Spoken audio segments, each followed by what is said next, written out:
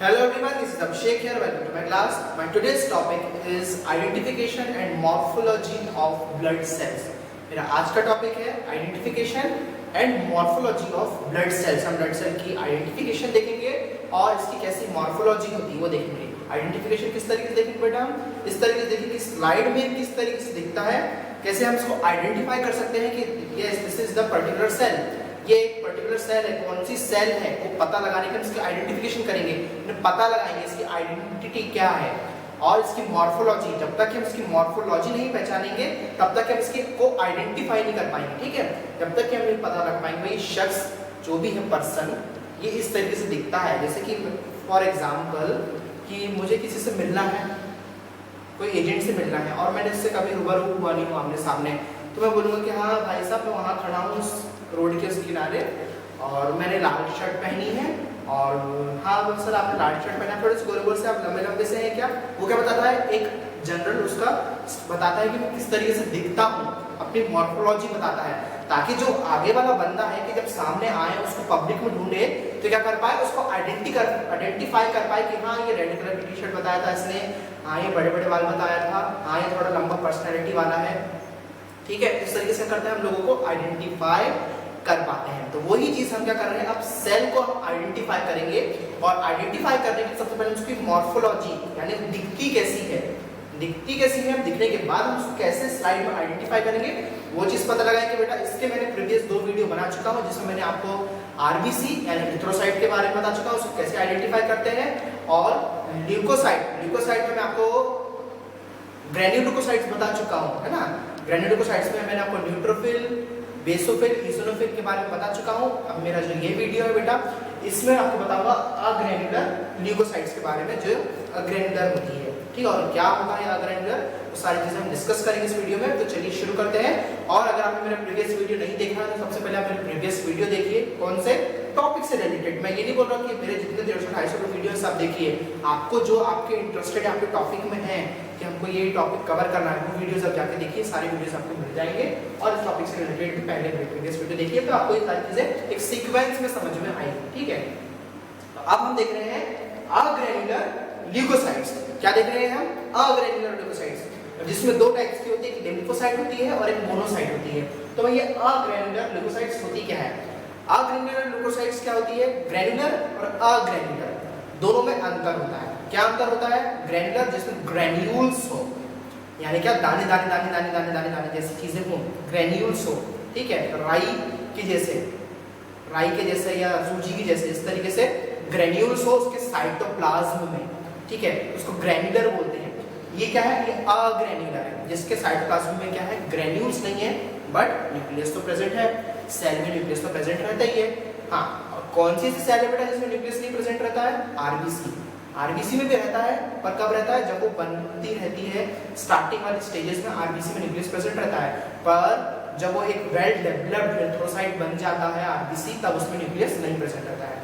तो अब हम देखेंगे लिम्फोसाइट के बारे में. अग्रेन्युलर में 2 टाइप्स होते हैं, लिम्फोसाइट एंड मोनोसाइट. सबसे पहले हम लिम्फोसाइट की स्टडी करेंगे. Lymphocytes make up to 20 to 25% of all डब्ल्यूबीसीज, यानी कि 20 से 25% डब्ल्यूबीसीज में अगर कोई सी सेल प्रेजेंट है यानी कि डब्ल्यूबीसी फैमिली है. डब्ल्यूबीसी फैमिली में अगर सबसे ज्यादा मतलब 20 to 25% अगर कोई सेल प्रेजेंट है तो वो कौन सी है, लिम्फोसाइट है. ठीक है, These cells vary in size यानी इनका साइज बड़ा होता है, वेरी यानी अलग, ये वेरी अलग है ना, very in size with small lymphocytes being 6 to 9 mm का होता है ये, and large lymphocytes 10 to 14 in diameter यानी साइज में का डिफरेंस होता है. कुछ का साइज 6 to 9 mm का होता है, कुछ का साइज क्या होता है 10 to 14 mm का साइज होता है. यानी वेरी यानी साइज में अलग है ना. वेरी यानी ज्यादा वाला वेरी नहीं है, ये वेरी गुड वाला नहीं है, ये वेरी यानी अलग, डिफरेंट. ठीक है, ये VARY है, VERY नहीं है. ठीक है, तो ये डिफरेंट होती है, थोड़ी सी स्मॉल भी होती है. 2 प्रकार की लिम्फोसाइट होती है, एक स्मॉल लिम्फोसाइट होती है और एक लार्ज लिम्फोसाइट होती है. दोनों में अंतर होता है, मैं आपको बताऊंगा क्या अंतर होता है उसमें, किस चीज का अंतर होता है.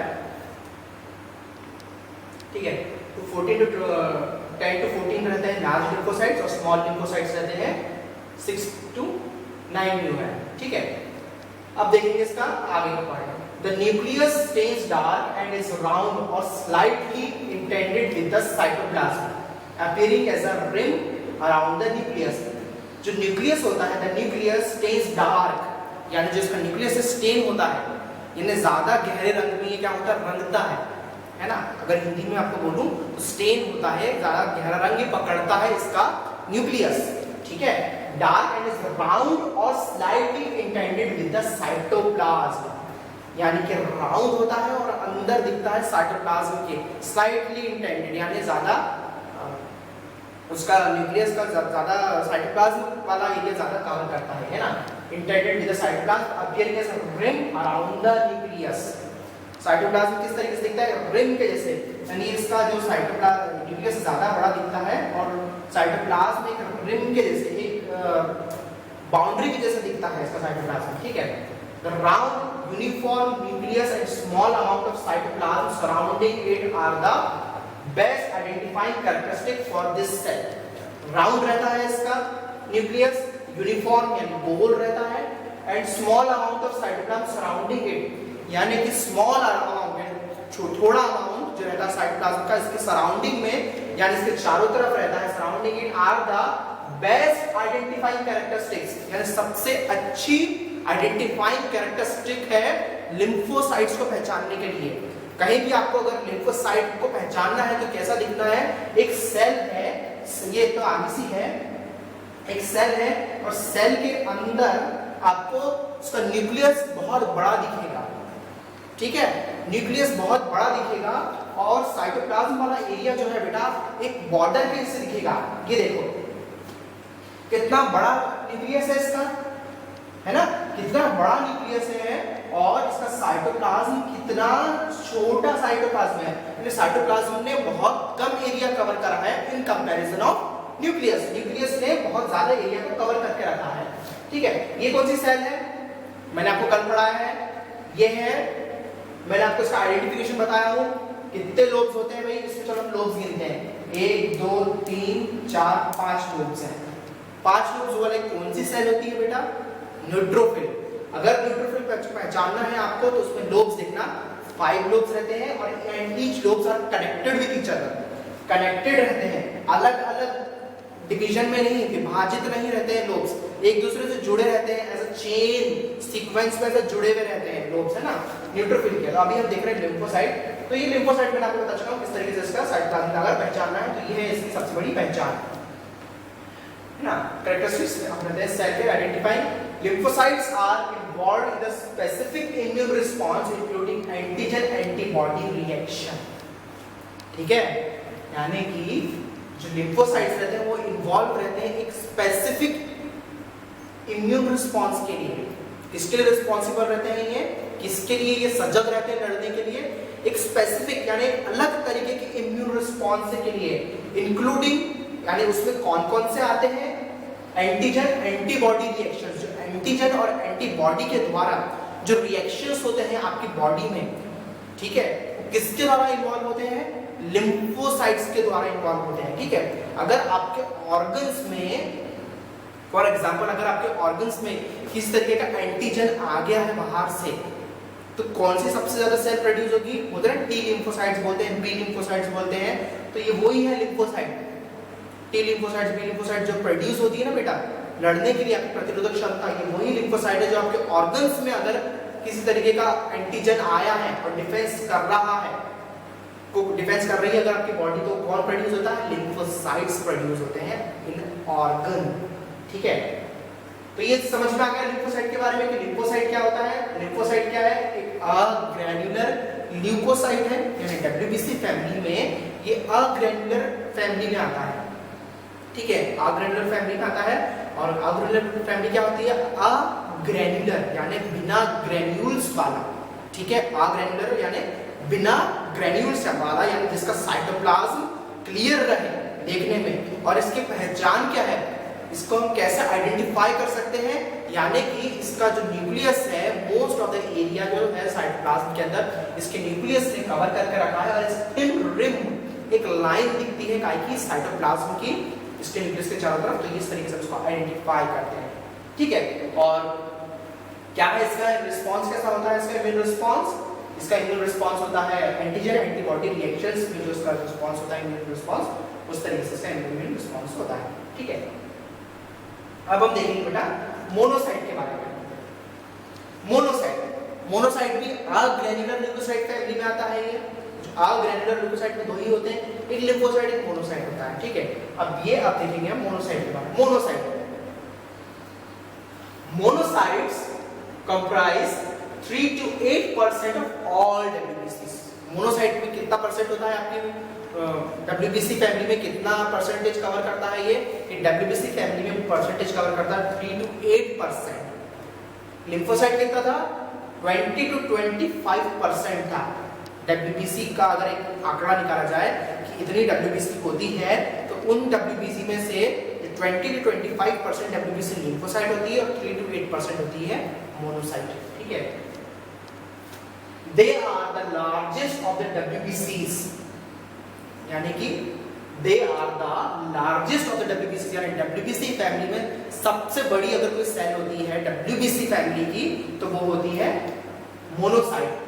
12 to 20 μm, समझ रहे हो आंकड़ा? 12 to 20 μm। हमारा जो न्यूट्रोफिल था वो ही 10 to 12 था, ठीक है। न्यूट्रोफिल इसिनोफिल वो क्या थे? वही 10 to 12 थे। और ये तो जहां पे इनका खत्म हो रही है साइज, एंडिंग हो रहा है न्यूट्रोफिल का, यानी 12 से ज्यादा नहीं होता है, वहां से ये मोनोसाइट स्टार्ट हो रहा है। 12 से 20 μm इनका एक एवरेज साइज रहता है मोनोसाइट का इन डायमीटर में। द न्यूक्लियस इज इंटेंडेड और किडनी शेप। न्यूक्लियस कैसा रहता है? इंटेंडेड यानी मुड़ा हुआ रहता है थोड़ा सा, और किडनी शेप का रहता है। किडनी शेप कैसे रहती है? Bean shape. राजमा बीन देखे ना, किडनी बीन भी बोलते हैं, उस तरीके के बीन शेप दिख रहा है। ये अंदर से ये इस तरीके से ये मुड़ा हुआ रहता है अंदर ऐसा, ठीक है, इसका nucleus. Kidney shape not rounded, round नहीं रहता है, क्योंकि ये क्या है? किडनी शेप में है, अंदर से ऐसा घूम गया है। And surrounded by the foamy cytoplasm. Foamy cytoplasm दिखता है, इसमें ग्रेन्यूल्स नहीं दिखते बेटा। ये आप डिफरेंस थोड़ा जब प्रैक्टिकल करने लग जाओगे ना, तब आप पता लगा पाओगे। देख देख के स्लाइड इस तरीके से एक बार में पढ़ के आप सिर्फ एग्जाम्स में क्लियर हो पाओगे, वाइवा में क्लियर हो पाओगे, पर जब हमको प्रैक्टिकल करने जाना पड़ता है ना बेटा, तब हमको प्रैक्टिकल जब तक ये कर करके नहीं सीखेंगे तब तक कि आपको समझ में नहीं आएगा। फोमी और ग्रेन्युलर में आपको डिफरेंस पता लगाना कि फोमी किस तरीके थोड़ा झाग यानी धुंधला टर्बिड दिखता है, टर्बिड यानी धुंधला दिखता है, फोमी दिखता है इसका साइटोप्लाज्म, ग्रेन्युलर नहीं दिखता है ना। इसमें थोड़ा आप जब देखने लग जाओगे तब इसमें डिफरेंस पता लगा पाओगे। Their size is the most easily identifiable characteristics।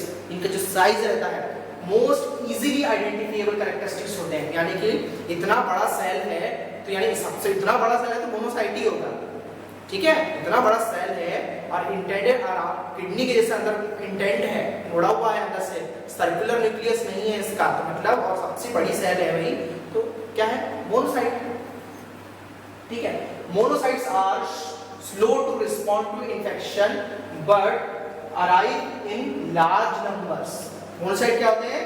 are slow to respond to infection, slow response करते हैं infection के समय, but arrive in large numbers, यानी बड़ी संख्या में ही क्या होते हैं? निकलते हैं लड़ने के लिए, ठीक है।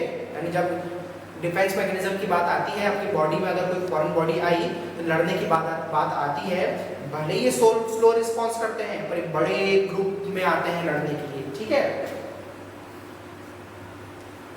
When stimulated, they enlarge and differentiate into wandering macrophages। क्या होते हैं ये? When stimulated, they enlarge। जब इनको स्टिमुलेट हो, स्टिमुलेट किस तरीके से होंगे? स्टिमुलेट यानी किस तरीके से इनको कोई इवोक करे या किस तरीके से इनको उत्तेजित करे, इनको स्टिमुलेट करे, किस तरीके से उत्तेजित करे सेल्स को, किस तरीके से उत्तेजित होंगे ये? स्टिमुलेट किस तरीके से होंगे ये? कोई भी इन्फेक्शन हुआ है ना, कोई भी इन्फेक्शन हो, जो अगर इनका काम ही है लड़ना, कोई भी बॉडी में अगर आपकी आए एंटीजन कोई भी बैक्टीरियल इन्फेक्शन, अगर कोई भी ऐसा इन्फेक्शन आए इन्फेक्शियस चीज फॉरेन बॉडी है, इनका काम ही है आपकी बॉडी को सेव करना, बचा के रखना।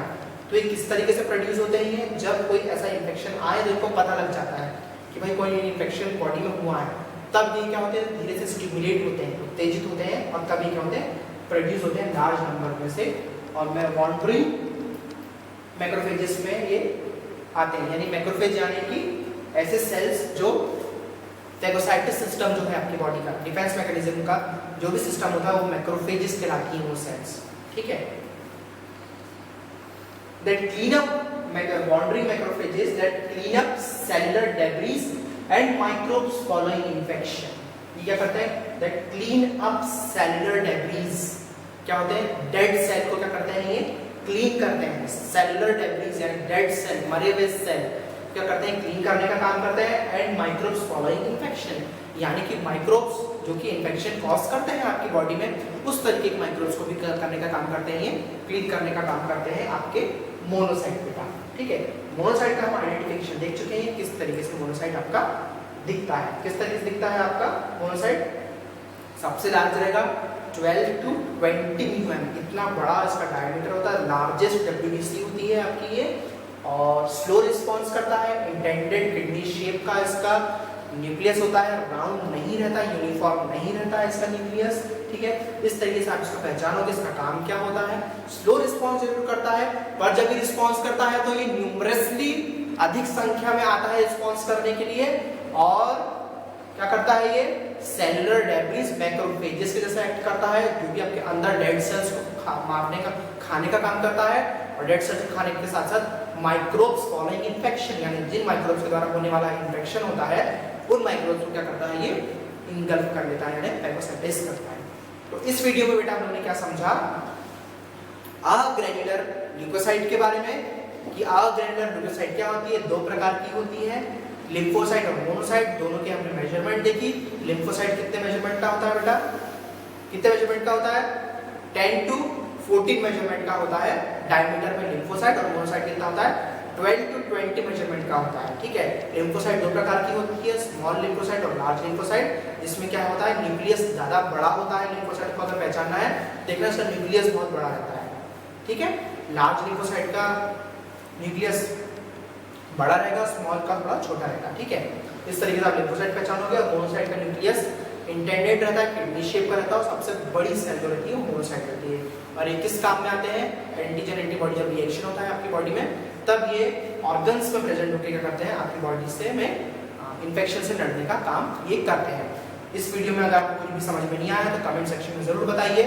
मैंने आपको थोड़ा इस बार मैं प्रेजेंटेशन करके पढ़ा रहा हूँ आपको, अगर क्लियरिटी तो होनी चाहिए बहुत अच्छी सी, हमारा टाइम बच रहा है तो इस चीज़ से, और आपको इमेजेस अलग दिख जा रही हैं, तो हमारा जो ये मॉर्फोलॉजी और आइडेंटिफिकेशन वाला जो टॉपिक है बेटा, इस तरीके से हमारा कंप्लीट होएगा। अभी इस वीडियो के बाद में आपको प्लेटलेट्स किस तरीके से हम आइडेंटिफाई करते हैं, मॉर्फोलॉजी करते हैं, उस वीडियो में मैं आपको बताऊंगा।